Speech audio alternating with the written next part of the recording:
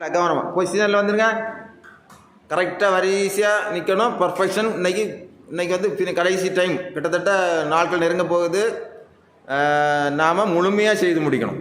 இன்றைக்கி சூரிய நமஸ்காரத்தை செய்கிறோம். ஆனால் வந்து ஒரு மந்திர ஒலியோடு செய்கிறோம். அந்த ஒலி வந்து நம்முடைய உடம்புல நிறைய நாளமில்லா சுரப்பிகளான adrenal, thyroid, pituitary, pineal, thymus போன்ற அந்த நாளமில்லா சுரப்பிகளை ஆக்டிவேட் பண்ணக்கூடிய அளவு அந்த ஒலியினுடைய சவுண்டு முக்கியம். சரிதானா?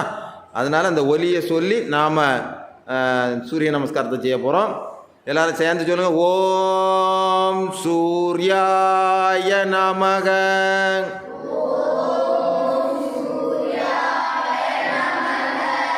ஸ்டெப் 1 ஹஸ்த உட்டானாசனம், பின்னோக்கி வளைதல், இன்ஹேல். Step 2 exhale, பாதகஸ்தாசனம்.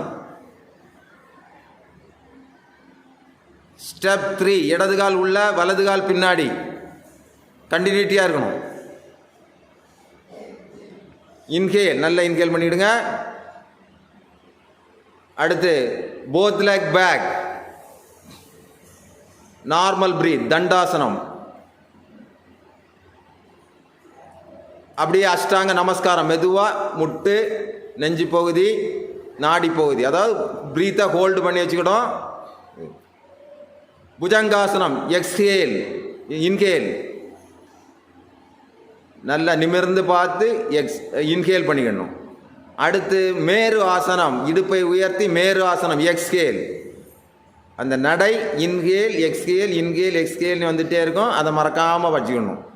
அடுத்து மறுபடியும் இடது கால் உள்ளாடி, இரண்டு கைகளுக்கு இடையில் இடது கால், அஸ்வசஞ்சலாசனம். அந்த கண்டினியூட்டி விடக்கூடாது. அப்படியே பாதகஸ்தாசனம், இரண்டு கால்களையும் உள்ளே கொண்டு வந்து பாதகஸ்தாசனம், கண்டினியூட்டி விடக்கூடாது. அப்படியே பின்னோக்கி வளைதல், இன்ஹேல், ஹஸ்த உட்டானாசனம், லாஸ்ட் ஸ்டெப் நமஸ்காரம், ஸ்டார்டிங் பொசிஷன். இதே மாதிரி வலது காலுக்கும் நாம் செய்யணும். அப்படின்னா ஒரு சுற்று முடியும்.